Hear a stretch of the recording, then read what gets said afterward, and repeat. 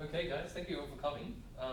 Just so you know what you're in for, we're going to sing some tags, and we're also going to talk about how to teach tags, what is like, well, my method for teaching tags, and just some principles for like how to do it effectively, how to structure it for success, I suppose, and some of the goals of teaching tags. Like for example, I was just talking to Bertie about it. It's like it's good. Singing tags is a great recruitment tool. Because if you can get someone to sing a tag and lock some chords, suddenly they're like, oh wow, that was cool. I want to do that again, and you got them. And then you can hook them in. So it's really cool for recruiting purposes.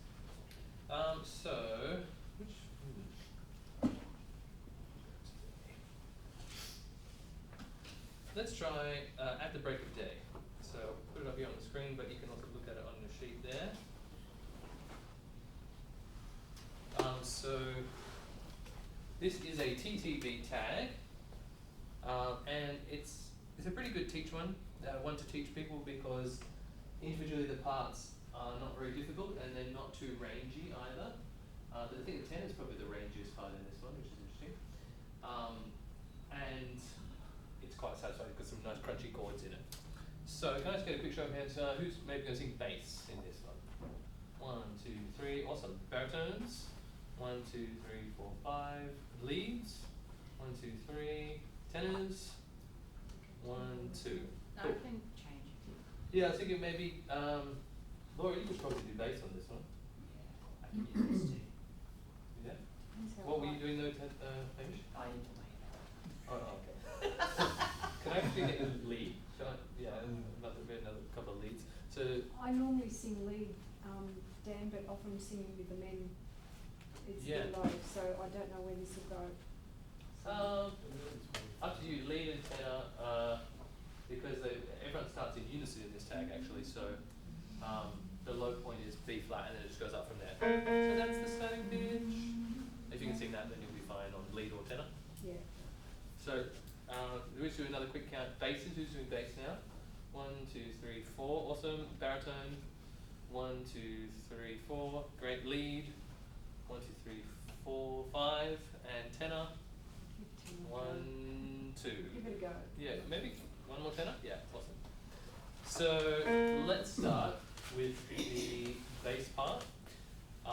Sing along if you can, even if you're not a bass, just so we stay engaged. So it goes like this.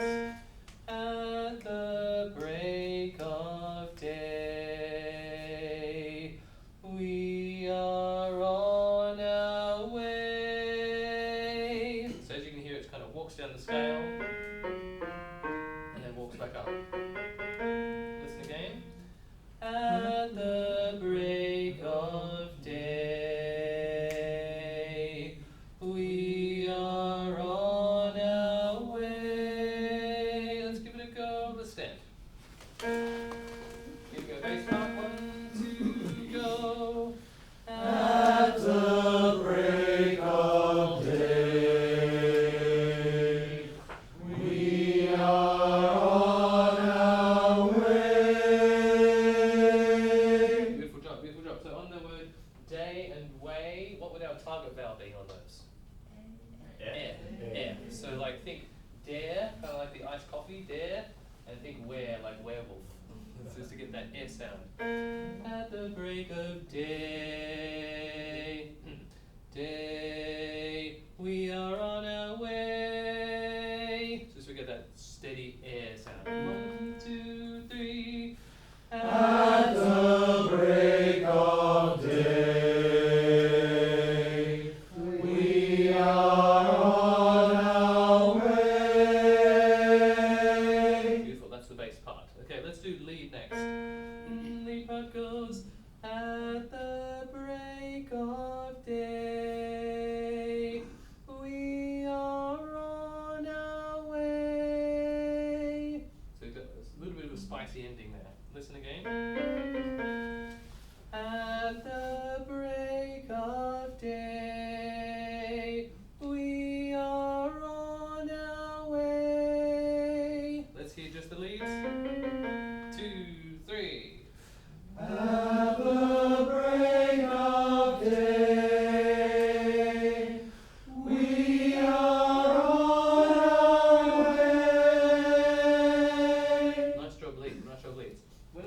on. Think more on as opposed to on, just so we have a brighter vowel there. We are on, and just make sure that this is not getting tense and keep it pretty light. We are on our way. Let's go lead and bass together. So pick one of those to sing. Basses at the break of day. Leads at the break of day. 2, 3. At the break of day, we are on our way. Nice tuning to each other. Well done, well done. Cool. Leads, do we feel secure on our part? Yep, great. Oh no.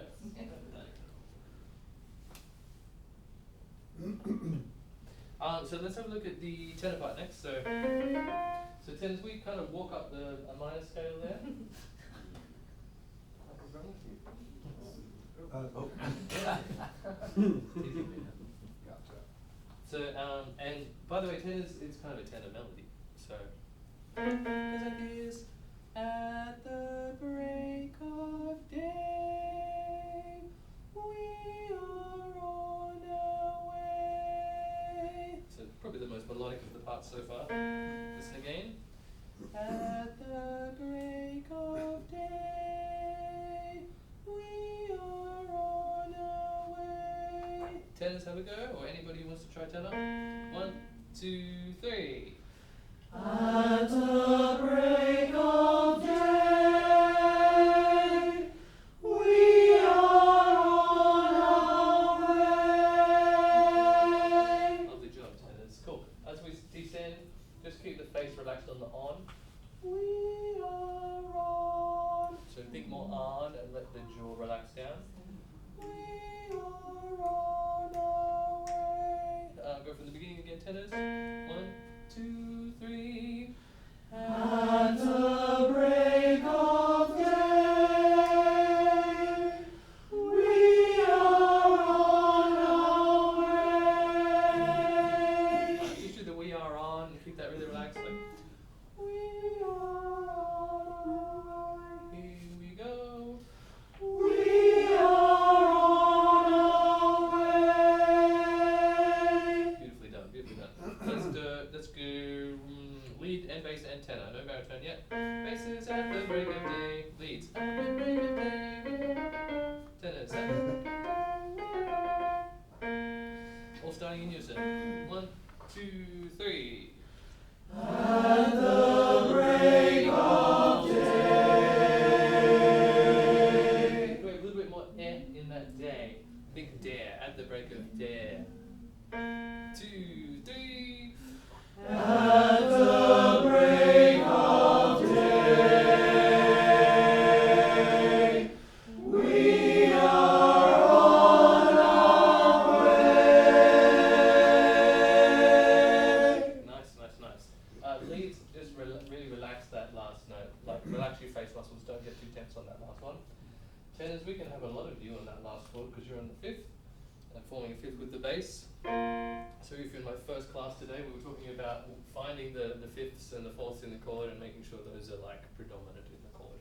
So this is an interesting one where we've got bass and tenor forming the fifth. Doesn't happen that often, but this is a moment for the tenors. Let's do that again, please. At the break of day. 1, 2, go. At the break of day, we are on our way. Yeah, much better, much better. Cool, tenors rocking it out. Finally, the baritone part. This is my favorite one. At the break of day, we are on our way. So we get some pretty spicy notes in there. So watch out for this little, what's the word I'm looking for? Suspension. So we go from 4 to a 3. And then at the end here, who can tell me what's the function of the C in this chord here? Like, is it the root, third, what is it? Is it the second? Yeah, the second, or aka the ninth. Yeah. Is it still a 9 if it's the octave down? Sorry, that's my lack of, okay, sorry, no, yeah, my lack of education. Yeah, no, it's okay. Like, we call it an add 2 or an add 9. Yeah, either way it's fine. So yeah, but it's a pretty crunchy chord. So look, the B flat to C to D is 3 notes right next to each other. And then the 10 is a little bit further away on the top. So we're going to have this is going to be a real sandwich of a chord. Okay, real close together. So here's the very part again. At the break of day, we are on our way. Baritone, 1, 2, 3. At the break of day, we are on our way. Great job, Barry's. Can we keep the jaw relaxed on the on? We are on. Relax that. Thank you. I should just use the settings to stop that. Let's go bass and Barry. At the break of day. Barry's at the break of day. 1, 2, go. At the break of day. Yeah, let's try it again. Yeah, So, sorry, that was me. that's alright. Bass is at the break of day. Barry's at the break of day. Here we go. At the break of day, we are on our way. Yeah, so hear that crunchiness at the end. Those notes are rubbing up against each other. Baritones don't back off too much because we need to sort of hear that dissonance there. But don't be defeated by the basses, if that makes sense. Can we have a little bit more air, like in the day and the A, by which I mean the vowel, not yes. So think dare and where. Let's put it all together. So basses at the break of day, baritones at the break of day, leads at the break of day, tenors at the break of day. 1, 2, 3. At the break of day. I'm not convinced about our leads, our barries and basses at the moment. So here's just the basses. At the break of day. That's good. So we've got how many basses again? 4, I think. Good. Hey Laura, can I borrow you? Can you go on this side just to spread out the bass sound a little bit more? Thank you very much. And Barry's where are we? Okay, cool. Barry's pretty spread out. So let's go bass and baritone together. Barry's at the break of day. 1, 2, go. At the break of day. A little bit more Barry on the, especially on your day. You can crescendo that just a little bit more. 1, 2, 3. At the break of day. Way better, way better. Everybody's in. Leads at the break of day. Tenors at the break of day. 1, 2, 3. At the break of day, we are on our way. Woo! Yes, very, very good. See how satisfying that mood is here for the barries? The chord is like feels kind of unresolved and then it locks into that the bottom. Let's do it one more time. Everybody do your best alignment and any other tips you picked up today. At 1, 2, 3. At the break of day, we are on our way. Well done, everybody. Well done. We'll find a spot for you, Mike. Possibly we could move the people in the middle go back a little bit, and maybe people on the edges come forward a little bit, so that we make a bit more of a horseshoe. This chair. Oh yeah. Yeah. Do you want me to grab another chair or two? We might have enough chair. Oh, maybe we don't. Yeah, if you could, please, that'd be so good. Yeah, sure. I think we have enough gap between like this one and this one behind 2 more people. Here's a free chair. Someone wants this one?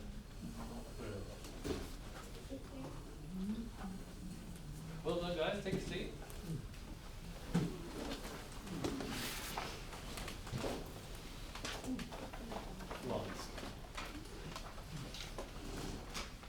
So let's unpack a little bit about what we just did, because we're here to learn about how to teach tags as well as how to sing them.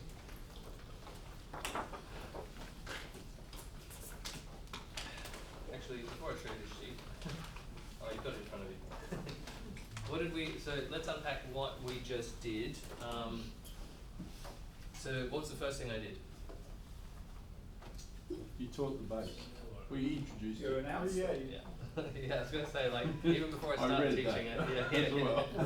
the answers are right here.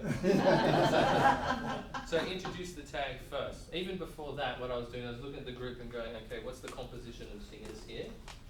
Some of you I know, some of you I don't, but also, like, what's the range of voices that I can see in the room? And you can't always just tell by looking, but, you know, you can get a bit of a feel for it. And so I looked at my list of tags and was like, all right, do I want to do an SATB tag or do I want to do a TTB tag? TTBB tag, and I, you know, made an assessment, okay? And at the break of day is, it's got some crunchy chords in it, but all the parts are pretty easy to learn. So I thought, okay, let's make some cool chords, but we don't necessarily. There's a handout, Mike, if you can have an actual copy of it somewhere, wherever they've gone. And I wanted to pick something that was pretty straightforward, easy to teach off the bat.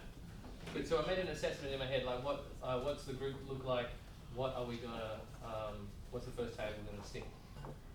Probably don't launch into your most complicated tag, especially with a group of people you don't know. They don't know you, you don't know them. And like, all right, come on guys, let's sing the Notre Dame tag and see how we go. You know, probably not. I probably would do that. So I'd pick like something that I know is a quick win, and let's me sort of assess once we've assigned that tag. So I want success. Set us up for success. Teach the tag, and go. All right, now move on to something a little bit more complex. If it looks like the appetizer's there, sing some more tags. So yes, choose a tag. We talked about that. Tailor this to the group you're working with. For a total beginner, pick something easy for a quick win. For experienced taggers, Lost is the correct tag. That's just a joke. Lost is a very long, difficult tag. But it's fun to sing.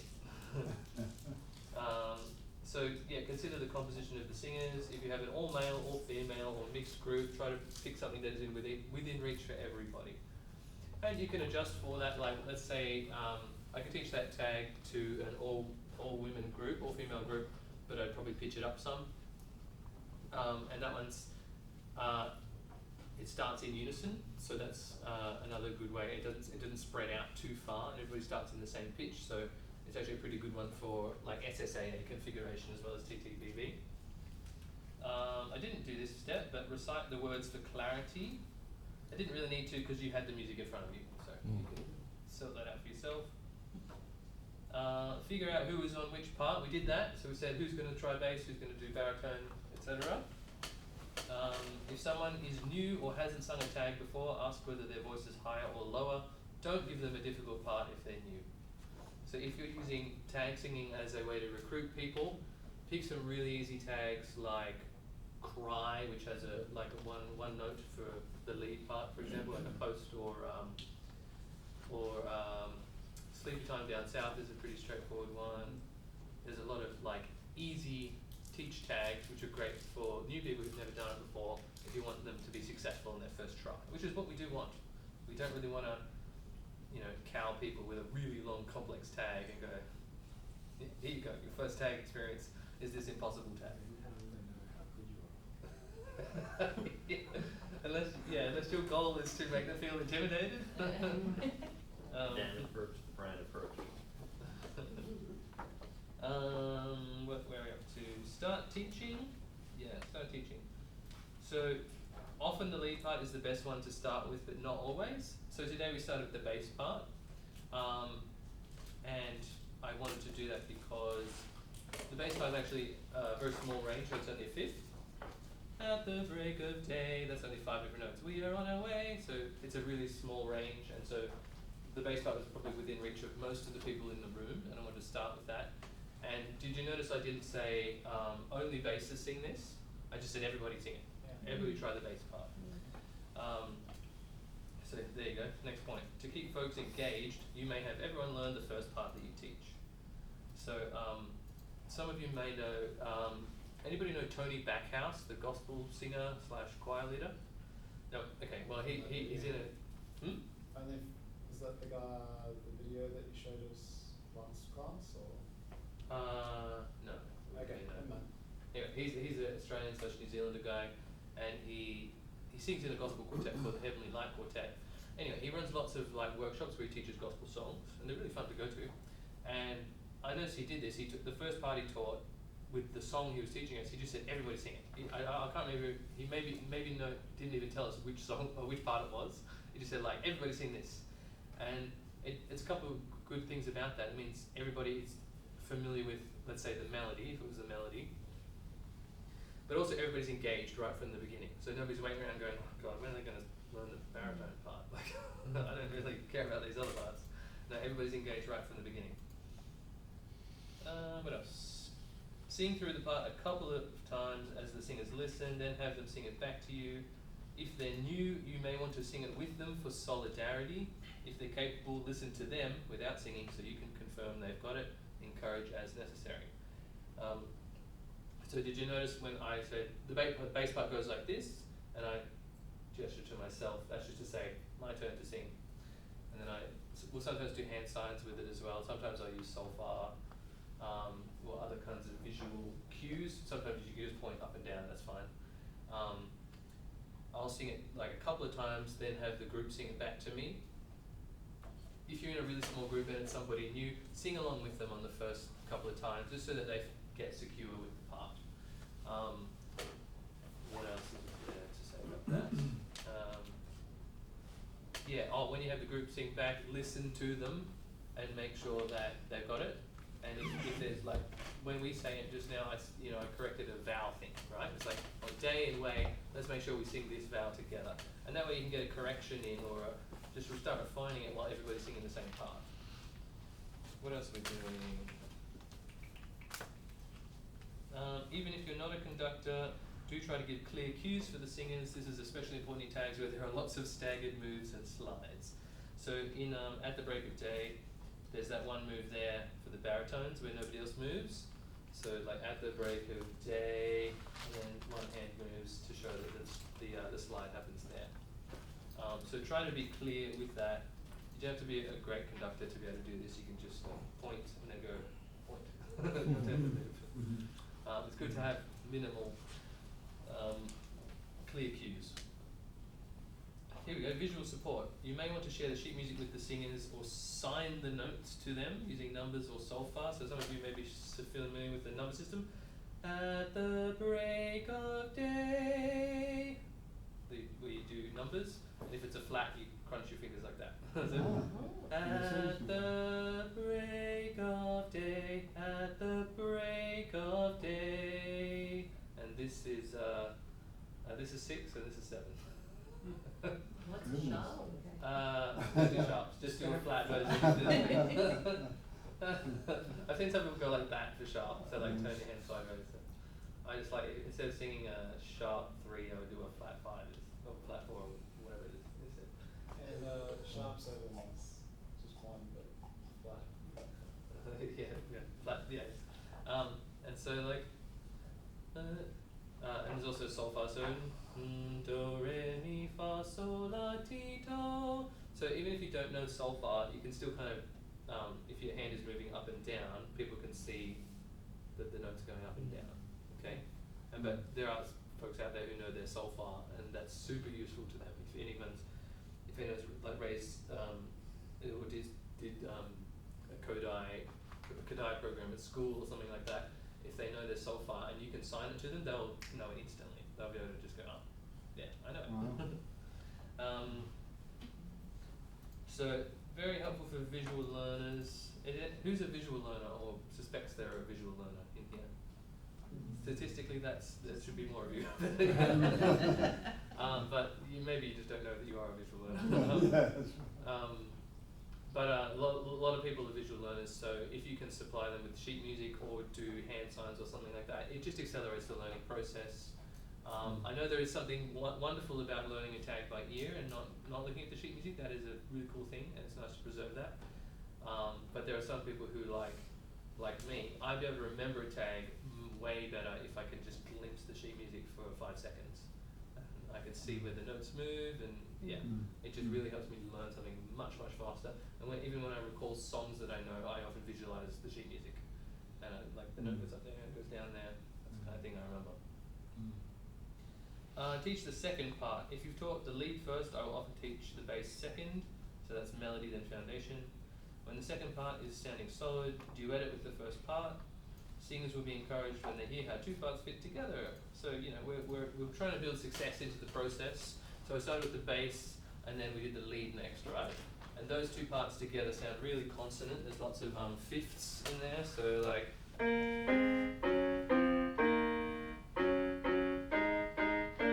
So it's a really consonant sounding duet, and really core to the sound. So I probably wouldn't teach the tenor than the baritone, because often those 2 parts don't sound particularly consonant together. In some tags maybe they do, but the majority of tags not. So I would usually go lead bass first, and then immediately put in a duet, because you'll have singers in your tag group who they want to know how the chord fits together. Like last night, Rob was teaching us Berkeley Square tag, and the bass part I found it really hard to remember out just as a line by itself. But as soon as I heard it against the melody, I was like, oh, that's how it fits. So I kind of feel my way through the chords sometimes, and I don't necessarily remember the intervals I jumped, but I remember how it felt when I slid this note up to this note and the leads were there. That felt like a good interval to me. So putting it together in duets early is good, and it sounds cool. Where were we? Teach the third and fourth parts, adding them as you go. So do a trio, then a quartet. So that's what we did. We did the tenor part next, and then we sang bass, lead, and tenor together.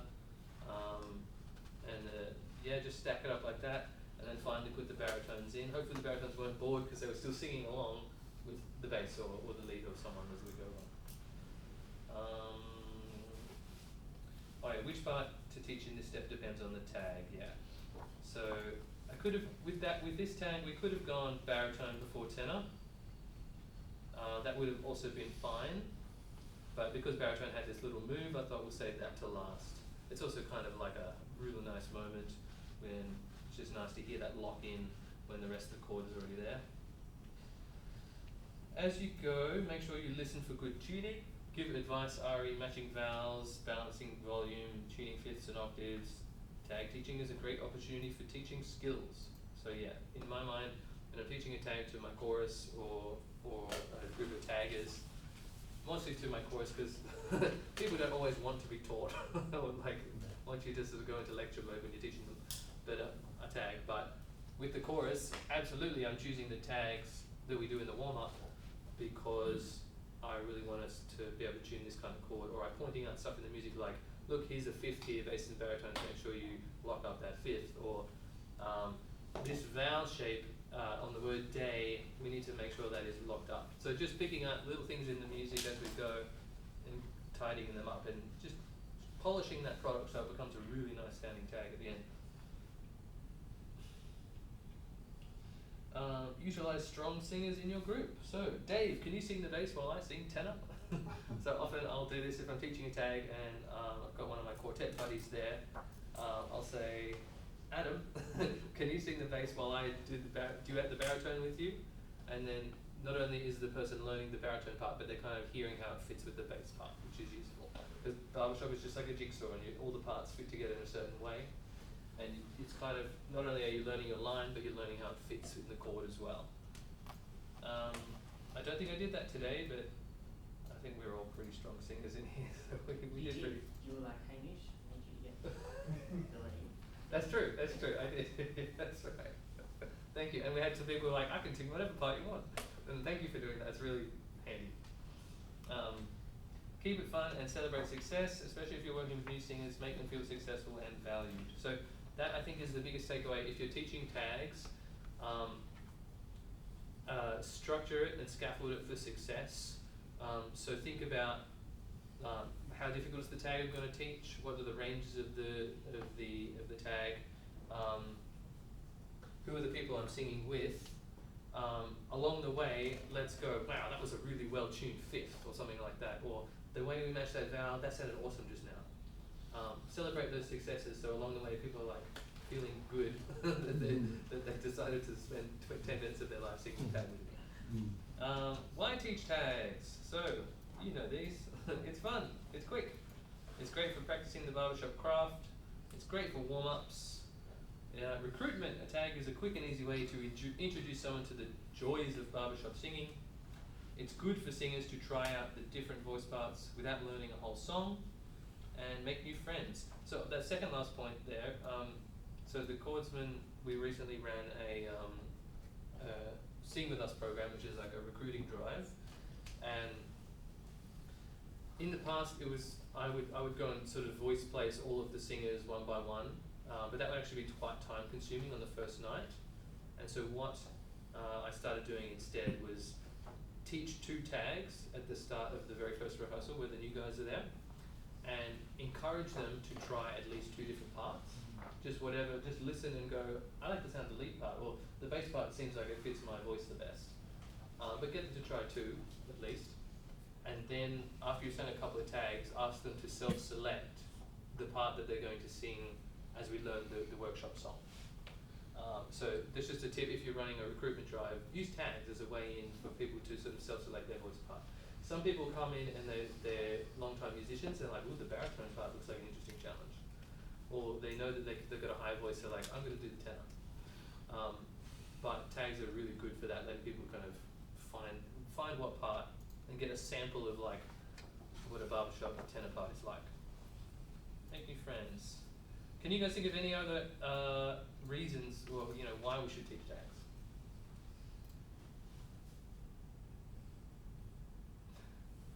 Yeah. To sharpen up tuning. Yeah. So like practice our tuning. Yeah. Quick way straight to the meat. Yeah, exactly. Yes, I think that's why we love doing it, because most of us are addicted to harmony singing, and like instead of spending hours learning the whole song, let's just learn a tag and experience that. Bringing chords. Yeah. Good leadership skills, and Yeah. it makes you think more about the other singers, knowing how you can all fit together well. Yeah. I think it's a good way. Go, Alex. Yep. There's a thing that I really loved came with Chordsman, tagging as a way to get towards quartetting, like to have a whole group learn a tag, and particularly if you've got the space to form up a cross, so you've got 4 cues that people can join to sing a part, Yeah. and you can octet for a while, 2 people come in, and that's secure, and then those who want a quartet, and they can potentially try different parts, but so it's without the stress of trying to quartet a whole song, Yeah. just have the experience of being a solo voice is part of the barbershop development. Yeah, and yes, and probably it's happened where you'll learn a tag and sing it with 3 other guys, or maybe sing it with the group, and then like afterwards you're like, I reckon Dave's voice matches mine pretty well. Go talk to Dave. Go, hey Dave, let's sing that tag again. And it's just a good, like, because we want to encourage quartets to form, and if everybody learns a tag, then suddenly there's a quick, easy way to have a small group singing experience, whether it's an octet or a quartet, and you can scope out the other singers and go, you know, I thought Matt was good, but he's not that good, so. Or, you know, Shirley, she could really hold that tenor part, so let's, yeah. I'm going to quartet with her, that kind of thing. I think when you come away like this too, it's a good introduction to, if you're familiar with a couple of tags, just joining in with other people. Exactly, yeah. Yeah, and yeah, so knowing like a bunch of the commonly sung tags, like A Million Stars, or Sleepy Time Down South, or something like that. Yeah, and then you hear people singing and go, oh, I know this one, can I join in? Yeah. It's super, super cool. It's less effort than learning a whole song. Great. Any questions about this? We'll sing another tag in a moment. Yeah. Yeah. Like. With mixed sort of quartets, a lot of the tags we have are from male sort of tags. Are there any tips, you know, to how much you pitch it? Do you look at the highest note? Any simple? Yeah. So when you're singing with a mixed group. And Yeah. So you know. Yeah. So there are some SATB tags out there. we could do one. So Yeah, for but example, yeah, that like the male, the tags are in the tag book for men. yes, I'll get to that, but I'll just say that, like, for example, we'll try this one in a minute maybe, where this is Through the Long and Lonely Night, but it's SATB version. But let's say you are doing this Through the Long and Lonely Night. Or actually, sorry, the first thing I would do is, so if I've got a mixed ensemble, one of the things I would think about is the overall range of the tag. So like at the break of day, so the overall range of this tag is not that wide. So the widest it gets is, that's a ninth, like from the E flat at the bottom to the F at the top, and then from the G flat to the A flat at the top. So it's a ninth. The lowest is an E flat, and the highest is an A flat, so an octave plus a fourth. So that's a pretty narrow tag in terms of like the overall range. So that'd be a good one to key up or down depending on the ensemble, because it won't get too, they just won't spread out too much. A tag like, actually Through the Long and Lonely Night has a 2-octave spread at the end. So you see the very last chord here, it's a high A flat to a low A flat. So that's a 2-octave spread. However, this one is actually probably pretty good for mixed groups because the lead and the barry, they don't cross over too much. So that's another thing I look for. If the lead is rangy or the barry is rangy, usually they'll both be rangy because, you know, leads and barries do this a lot. We'll look at the lead part for this, for example. Through the long and lonely night I whisper your name. It's 3 different notes. So that actually makes it a quite good tag for teaching, because if you've got someone who's not done much before, the lead part is real basic and easy. Okay? The barry too. Through the long and lonely night I whisper your name. It's not very rangy, it's got a range of a fifth. The bass goes down hard, okay, through the long and lonely night I whisper your name. And the tenor is a range of a fourth. So this is actually a pretty good teach tag. Probably not for an SSAA group because women's voices, we usually try to keep it within a tenth of a, like, this is what, I'm not an SSAA arranger, but I've been told that you probably want to keep most of the range within a tenth. So like an octave plus a third. So like that kind of range. With men's voices, we sometimes go like a full 2-octave spread. So Through the Long and Lonely Night finishes on this chord. So it's a 2 octaves from the bass to the tenor at the end. Not ideal for female voices just because of the spread. They tend to keep it a little bit more narrow for female voices. But this tag would be pretty fine with a mixed group, especially if you had, in a mixed group. So you could have, I think most female voices would be fine singing the lead or the tenor, and most male voices would be fine singing the baritone or the bass. And you may have some men who are comfortable singing like the top parts, and some women that would be comfortable singing the lower part as well, like the baritone probably, depending on, but you got to pitch it right. So you kind of got to look around and go, all right, you know, we've got Bob who's like a true bass, like with a nice deep voice. We could probably pitch this in the normal key, and that'll be fine, or even go lower. Here, like this one, Grey Funnel Line up here. This is not particularly rangy, so that's a pretty good, easy teach one as well. It does, the lead and barry do cross over a little bit there. That's something I look for. Great question. Any other questions before we sing another tag? Oh, cool. Yes, no? Let's do the SATB version of Through the Long and Lonely Night. So we need some folks who can sing the high, like the soprano part. Who would like to try that? So it's in this range.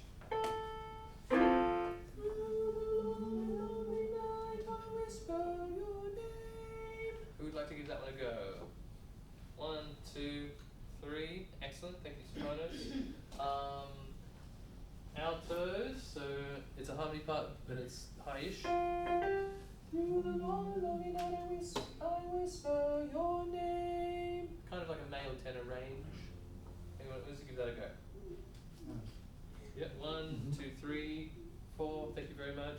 bass part is pretty similar to the original.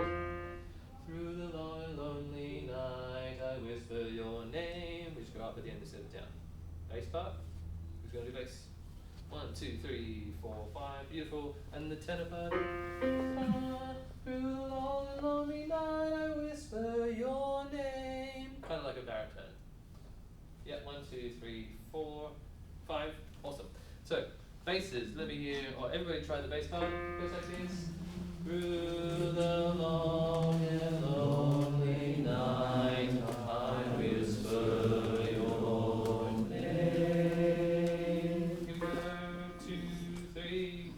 Through the long and lonely night, I whisper your name.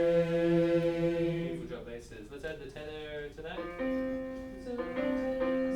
Through the long and lonely night, I whisper your name. Maybe listen to that one more time, it's a bit curly. Here it is again.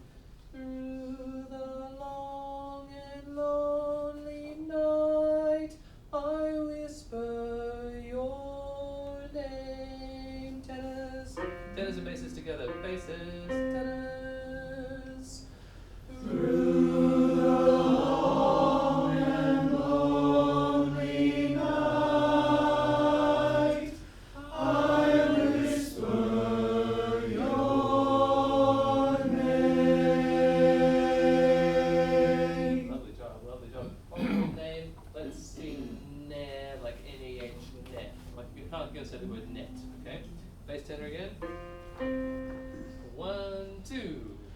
Through the long and lonely night, I whisper your name. Good. Name is sounding heaps better now. This ninth chord is a bit of a spread one there, so tenors we probably need to back off a bit on that one. Sorry about that, but you got to in order to balance a little bit, back off a little bit more on that. Let's add the soprano part. So soprano's melody. Through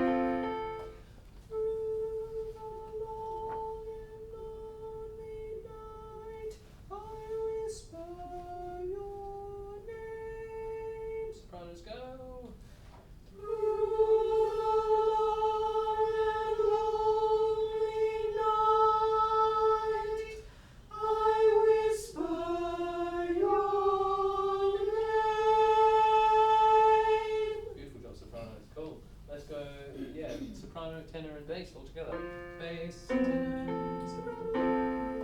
1, 2.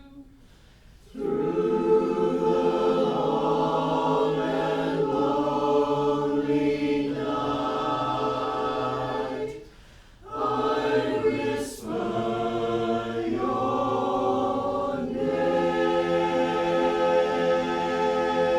Very good. Where are our basses again? Let's see the hands. 3, 4, 5. Great, cool. So basses, as you walk down the scale, just make sure that the placement stays bright.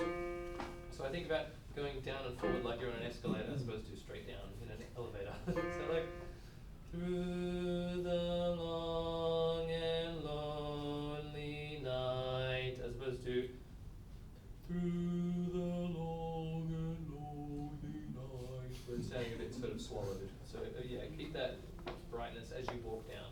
Basses, tenor, soprano. 1, 2.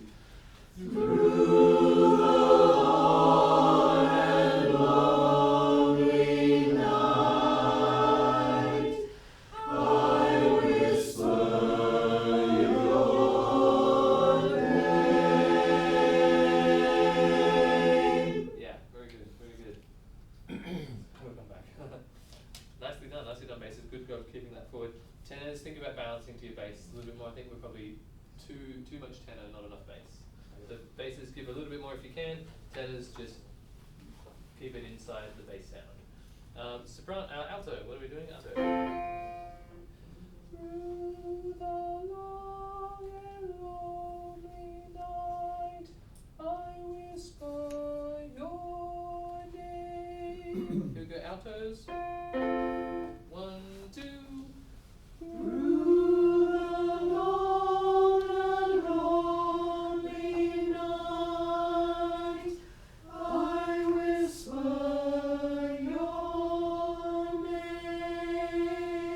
Beautiful job. Let's probably match up the on whisper a little bit more would be good. Let's go basses. Let's try altos and tenors together. Alto, tenor. 1, 2. Through the long and lonely night, I whisper.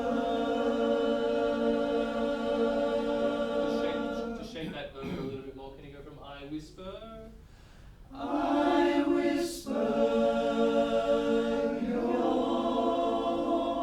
name. Yes, cool. Good job on the whisper. Your name for the tenors, your. Just sing the last two chords. Altos, your, tenors, your name.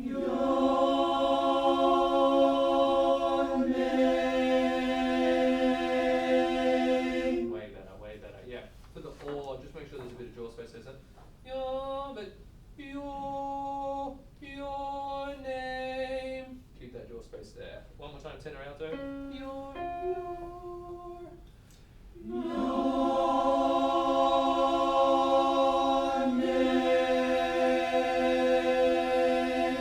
Yeah, lovely, lovely, lovely. So, all the parts, basses, through the long and lonely night. Tenor through. First chord through. We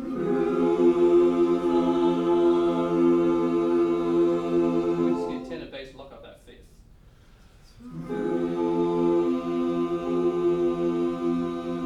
That's pretty nice. So alto and bass, we've got an octave, so let's just, alto is half the volume of the basses. Let's hear alto and bass, go. Yeah, very good. Nicely tuned octave. So that's my general rule for tuning octaves is whoever's on the top part of the octave, half as loud as the one that's on the bottom. Let's all four parts again, sopranos, just like a slice of bacon on the top. Here we go.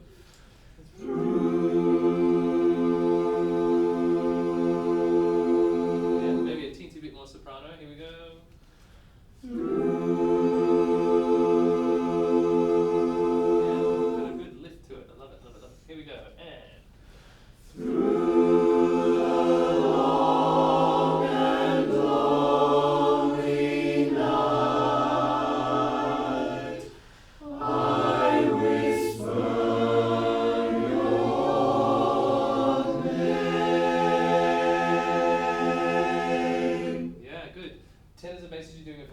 locking up the name chord at the end. That fifth is just perfect. It's lovely. Probably altos and sopranos. Let's make sure we get that vowel on name. So think ne, N-E-H, ne, for that last one. Night. I think it's a bit of a balance thing. Let's have a lot of bass on night. A fair bit of alto, but tenor and soprano. Just back it off a little bit there because you're on the seventh and third. So we need the root and then the fifth a little bit more, and the third, which is the soprano, and the seventh, which is the tenor, a little bit less of that. Okay, here we go again. 1, 2. Through the long and lonely night, I whisper your name. Yeah, that name chord at the end was much better. I'll fix that. I should change the settings. Yeah, he's better. So that, I just did this gesture, this is bass, and then everybody else. So it's like a divorced bass here where the alto, or the bass is more than an octave away from everybody else. Oh, right. I'm logging in.